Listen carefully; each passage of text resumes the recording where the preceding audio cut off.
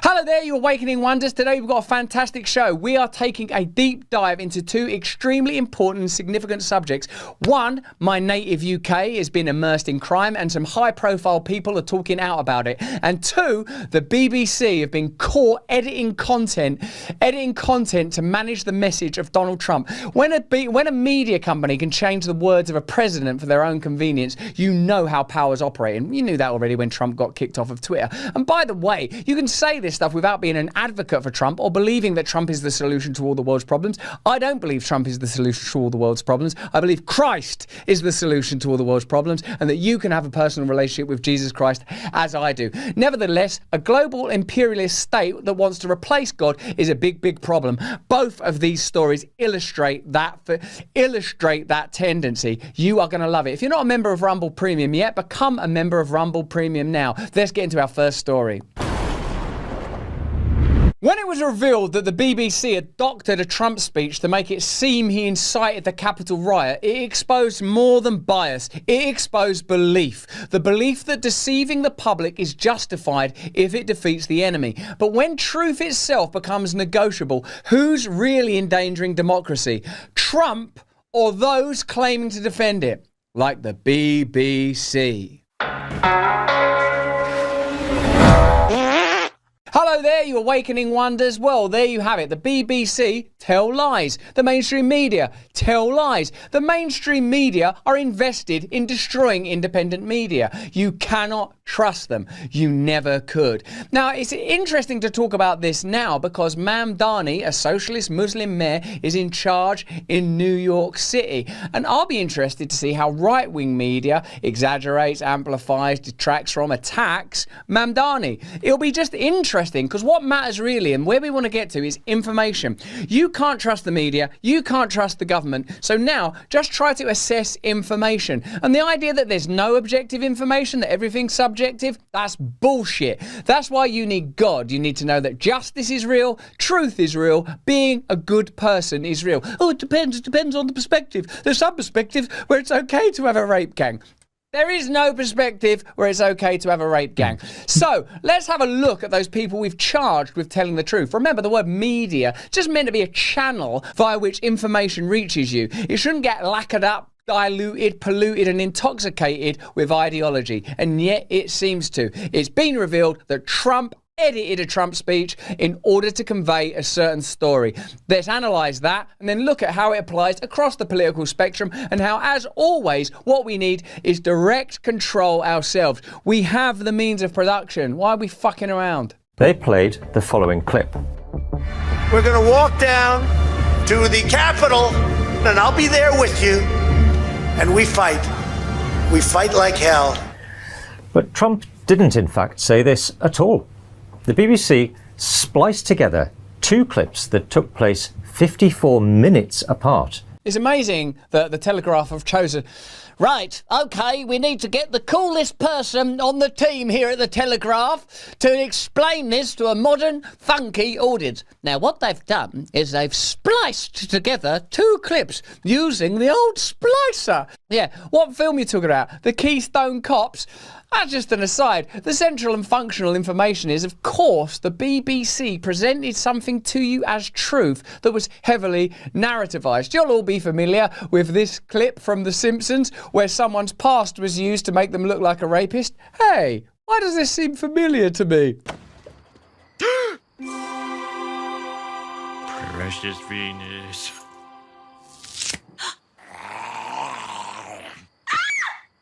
Thank you. Then I noticed she was sitting on the gummy Venus, so I grabbed it off her. Oh, just thinking about that sweet, sweet candy. Oh, I just wish I had another one right now. Oh, crap. Somebody had to take the babysitter home. Then I noticed she was sitting on her sweet can. I grabbed her sweet can. Oh, just thinking about her can. I just wish I had her sweet, sweet, sweet can. Sweet can, sweet, sweet can. Shagger of the year, Dinkle, ball bag. So, Mr. Simpson, you admit you grabbed her can. What do you have to say in your defense?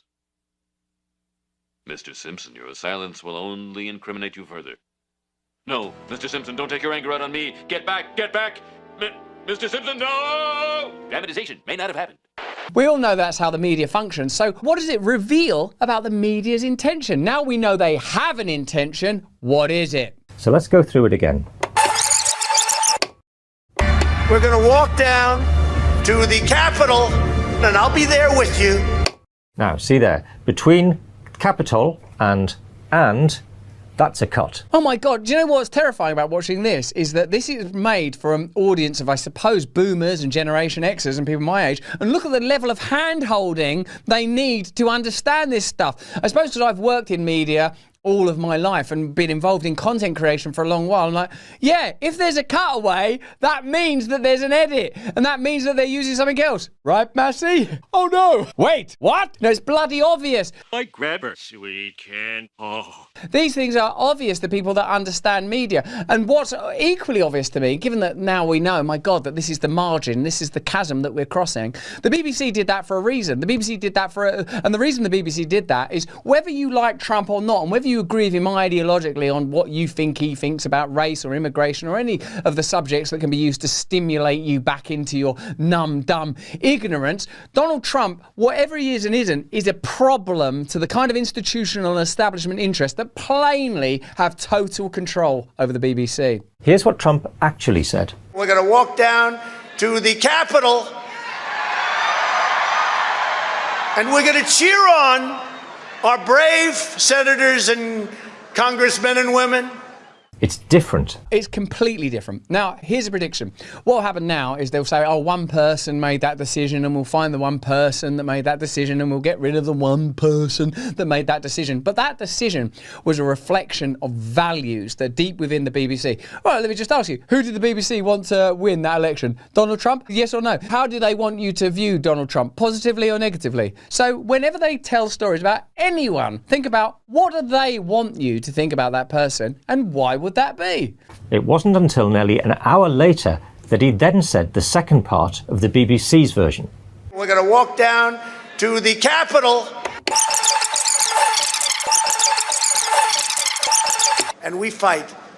We fight like hell. The Telegraph revealed that the BBC had doctored a Donald Trump speech for its Panorama programme, editing it to make it appear though it encouraged the Capitol riot. It confirmed what many people suspected. The so-called impartial establishment media are no longer chroniclers of truth, but active participants in a psychological war for narrative control. Look, man, it's hard for me to talk about something like this because I have been in a personal battle as a member of independent media with establishment media for a long time, way before the very damaging allegations which ultimately generated charges down the line, because none of the people involved in that documentary pursued anything criminal. There were a lot of headlines that were attacking me in a variety of other ways. So of course, I'm not impartial when it comes to the corruption of the media and the way that the media present information in order to bring down their opponents. And their chiefest opponents are independent media, because independent media inevitably leads to independent politics. If you start to follow independent media creators like me, forget me, who cares about me, or anyone, like people that you barely even have heard of, then their audience share is divided. As well as hearing a lot of crazy stuff, you'll also get access to ideas that ultimately prevent you from being cudgeled, curtailed, and controlled by their interests. You'll start to recognise you don't need brokerage and mitigation in every area of your life. You don't need a layer of bureaucracy wrapped around you. Some people do want it and like it. Remember, during the pandemic period, some people did what they were told, some people didn't. Those people that do what they're told, why don't they live in a democracy that's a little bit more restrictive? Because you can, if you want, by the way, take as many vaccines as you like all day long.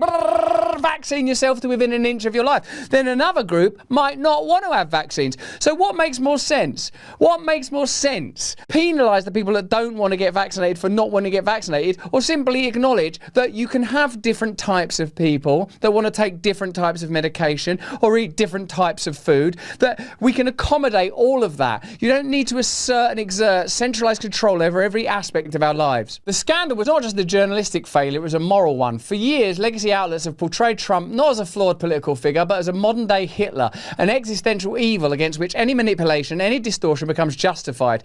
In the process, they've done more than just reshape how politics is covered. They've helped reshape what politics is. Not a contest of ideas, but a holy holy war between the righteous and the damned. This kind of moral absolutism does not arise in a vacuum. It thrives in a system that depends on the creation and destruction of villains to sustain itself. The establishment always needs a monster, someone whose existence can justify its moral authority. Consider Dick Cheney, the former vice president, once reviled as the architect of America's bloodiest misadventures.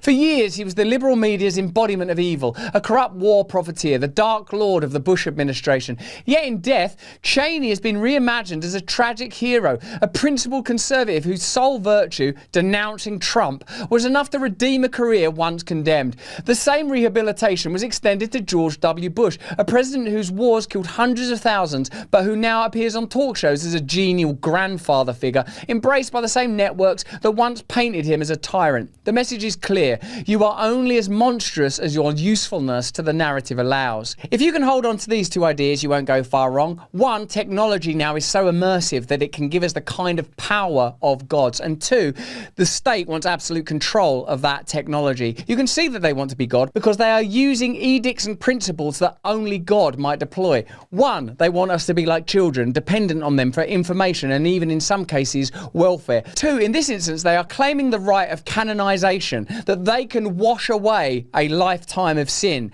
that they can posthumously turn Dick Cheney, one of their worst monsters, into a totem of sanctification. At the heart of the transformation lies a media industry that no longer sees its role as holding power to account, but rather as defining which power deserves to be held. Impartiality has been replaced by moral theatre. The doctored panorama clip wasn't an isolated lapse, it was a symptom of a larger condition. From CNN's obsessive moralisation of the basket of deplorables moment, to MSNBC's relentless portrayal of half the country as domestic extremists, to President Biden's battle for the soul of the nation speech with its red-lit staging and rhetoric of semi-fascism, the narrative has been weaponised. Political disagreement is no longer framed as difference, it's framed as danger. We must be honest with each other and with ourselves. Too much of what's happening in our country today is not normal. Donald Trump and the MAGA Republicans represent an extremism that threatens the very foundations of our republic. Now, I want to be very clear up front. Not every Republican, not even the majority of Republicans are MAGA Republicans. Not every Republican embraces their extreme ideology. I know, because I've been able to work with these mainstream Republicans. But there's no question that the Republican Party today is dominated, driven, and intimidated. We can't make this content without the support of our partners. Here's a message from one now. The Wellness Company, Peter McCulloch's brainchild. Now, I don't like the term brainchild because it makes me think of a child who's sort of made out of brain material, all slimy and slobbery and covered in a network of neurological interconnections and syntactic sinew. Every day we are exposed to nanoplastics, the dirty bastards, infiltrating our food, water, testicles, clitori, and they're now being detected in the human body. A study in the New England Journal of Medicine found nanoplastics embedded in artery plaque, and people with those particles had a higher risk of heart attack and stroke over the next 3 years. The Wellness Company's medical board is dedicated to understanding root cause issues and created Plasdetox as a natural solution. Plasdetox is your daily defense that targets internal plastic buildup with a superior blend of ingredients. It includes cracked cell wall cholera. Can you say that, Joe? Do you know that one? Do you know it? What's that? Cholera. Cracked cell wall cholera. Never heard of that. Cholera. You ain't heard of that? Was it a herb or something? Chlorella. It removes toxins. It takes the toxins right out of there. Yeah, like green stuff. Chlorella. That's it. Calcium D-glucerate to support phase 2 liver detox and the elimination of endocrine disruptors such as BPA, polystyrene, tomato extract to provide antioxidant protection, and detox probiotic blend to reinforce the gut barrier and help clear nanoplastic byproducts. Use Plasdetox daily to reduce toxin burden and to support healthy liver detox, all in a clean daily formula for long-term use. Go to twc.health/brand and use the code brand to get 10% off plus free shipping. Again, that's twc.health/brand and use the code brand to get 10% off. 10% off with the code brand. twc.health/brand. See you over there. Get them filthy nanoplastics out of your nut bag, tit sack, mouth, and whole body. This is not new. History is littered with examples of how propaganda, fear and selective truth-telling have been used to manufacture consent and crush dissent. The weapons of mass destruction saga remains a defining lesson in media complicity. Tony Blair's 2003 claim that Saddam Hussein could deploy WMDs within 45 minutes, George W. Bush's mission accomplished banner, the echo chamber that amplified the lies until they became justification for the war. Ladies and gentlemen, the President of the United States.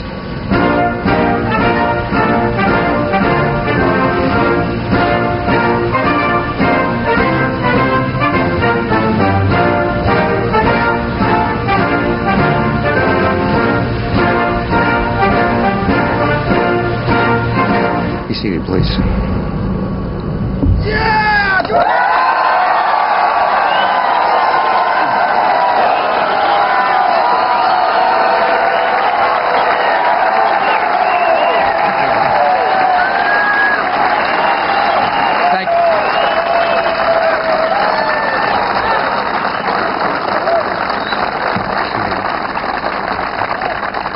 Thank you all very much, Admiral Kelly, Captain Card, officers and sailors of the USS Abraham Lincoln, my fellow Americans.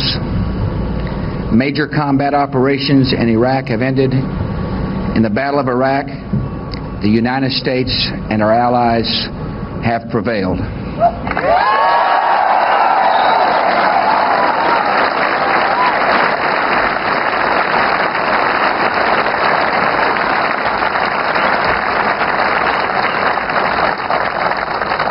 And now our coalition is engaged in securing and reconstructing that country. In this battle, we have fought for the cause of liberty and for the peace of the world. Our nation and our coalition are proud of this accomplishment. Yet it is you, the members of the United States military, who achieved it. Your courage, your willingness to face danger for your country and for each other made this day possible.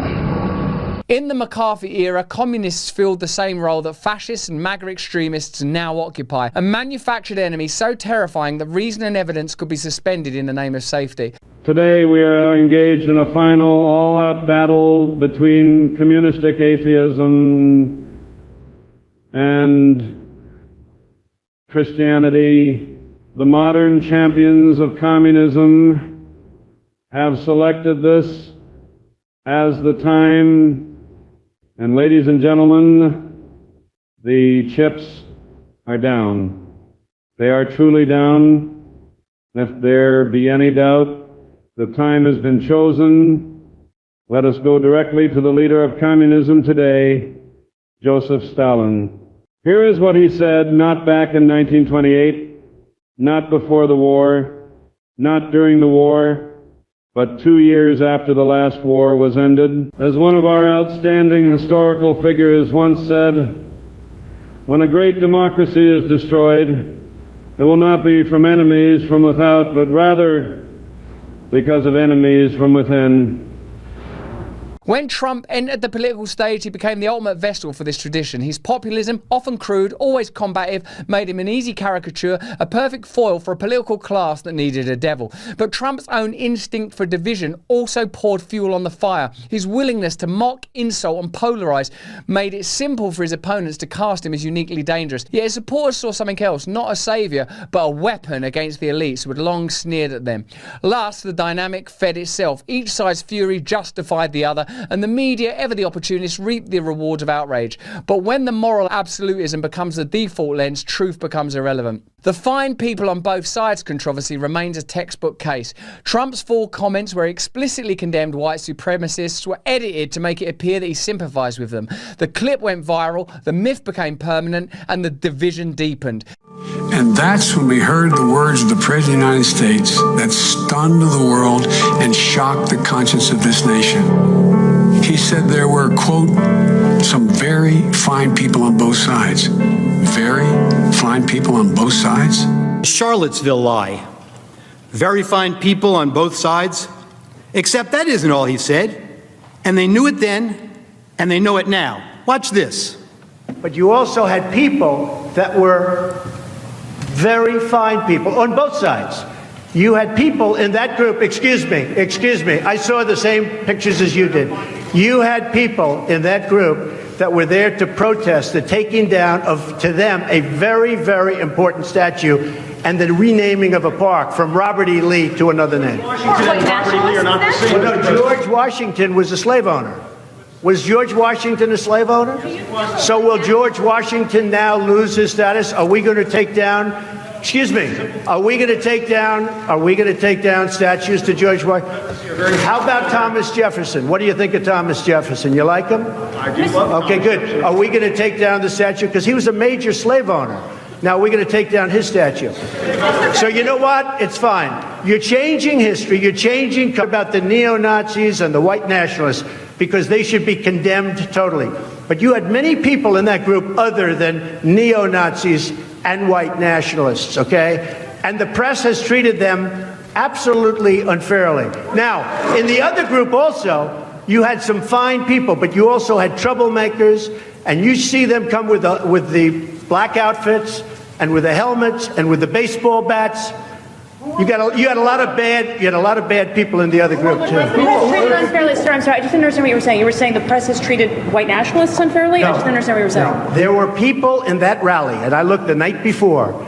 If you look, there were people protesting very quietly the taking down of the statue of Robert E. Lee. I'm sure in that group there were some bad ones. The following day it looked like they had some rough, bad people, neo-Nazis, white nationalists, whatever you want to call them. But you had a lot of people in that group that were there to innocently protest and very legally protest because, you know, I don't know if you know, they had a permit. The other group didn't have a permit. So I only tell you this, there are two sides to a story.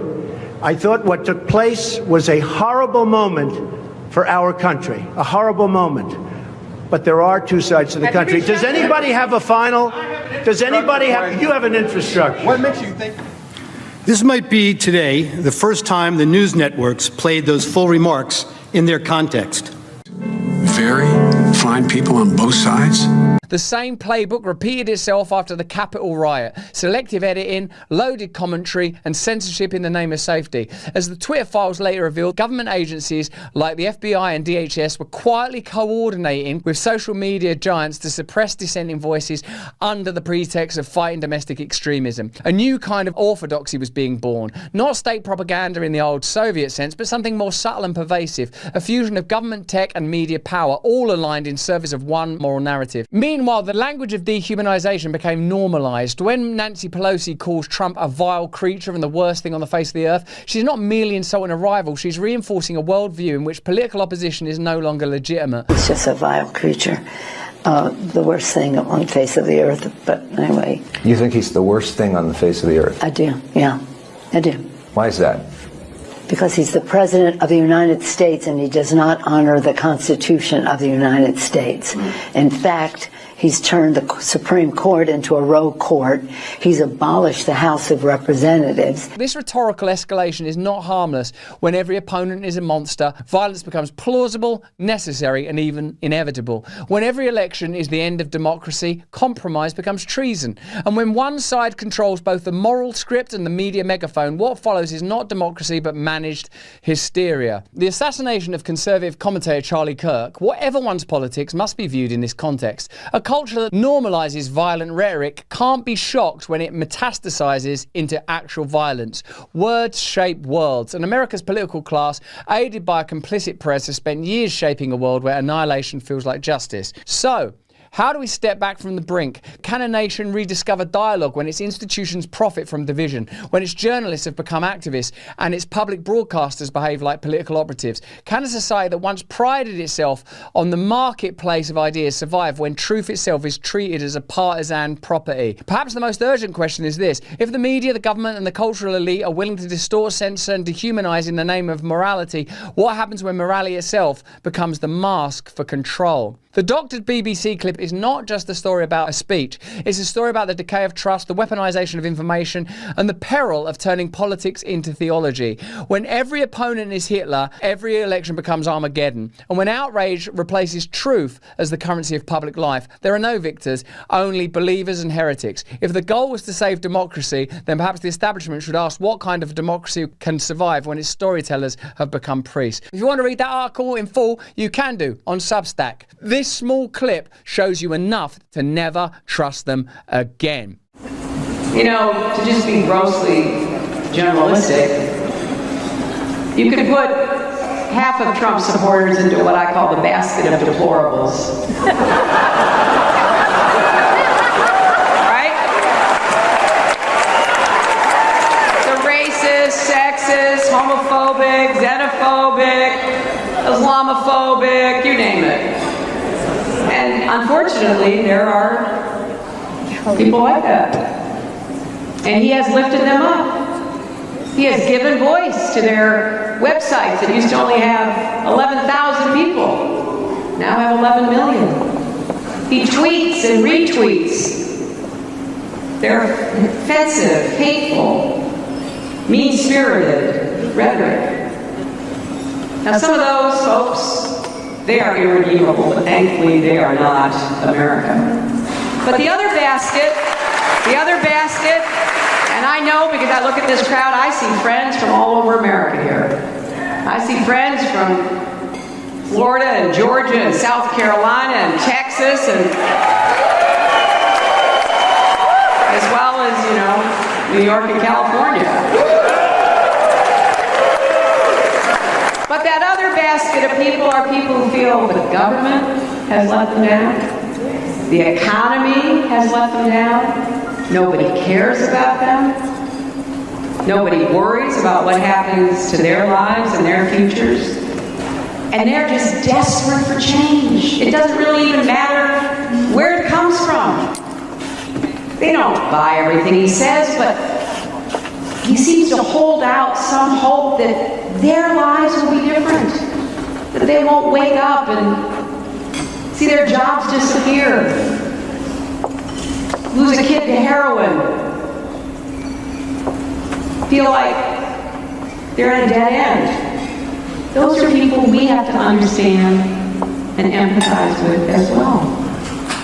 In a way, that clip's not a big deal. We all know that they lie. We all know they exaggerate. And we certainly know that they edit. What's fascinating is that the technology now exists to hold the powerful to account. As the brilliant book Revolt of the Public excellently describes, the old elites no longer have control and the new elites haven't been fully incarnated. In this liminal space, there is an opportunity for power to change in ways that are radical and interesting. Remember, we can't rely on political ideas that emerged from the industrial age. Fascism, communism. We now have to move to political ideas that reflect our technology, and by God's holy grace, these technologies grant systems that are spiritually beneficial and authentic. Individual sovereignty, community democracy. It's now not possible for Hillary Clinton to just say basket of deplorables and not be held to account. You can't say that the Nord Stream pipeline was blown up by Putin and not be held to account. You can't say that Donald Trump incited a riot and not be held to account. You can't accuse people of things and not be held to account.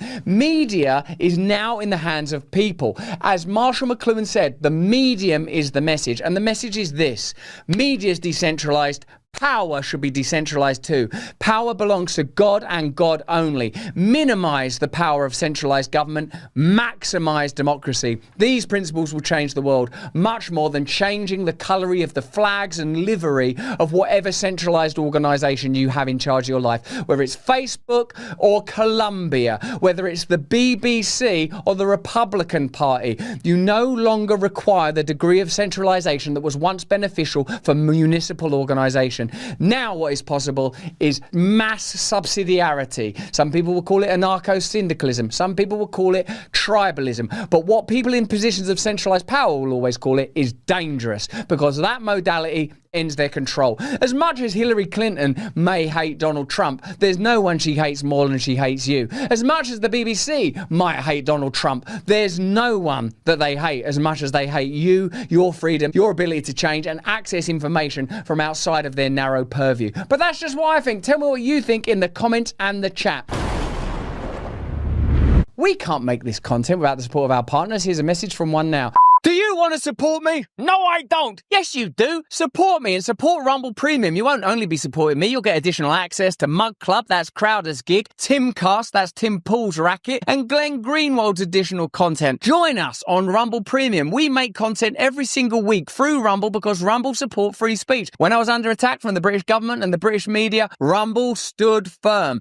Yes, of course, there's crazy people on Rumble. There's crazy people everywhere. There's a crazy person living under this hat. That doesn't mean we shouldn't have the right to speak freely together. By supporting Rumble Premium, you're supporting me and content creators like me. You get additional content, and what I will say even more, drink down deep on the delicious irony in this one, you get an ad-free experience. If you want an ad-free experience of Rumble, get Rumble Premium. In the meantime, stay free. The rest of this show will not be on YouTube, the globalist swines. Click the link in the description. Join us over on Rumble. Is Britain becoming a violent hellhole, or should it be a violent heckhole? Or are we exaggerating in order to exert control? Is Britain becoming more violent, or has Britain always been violent? Are things falling apart, or is medium... There's a lot of questions here, actually. I mean, there's a lot of questions. There's so many questions. Let's get into it. Hello there.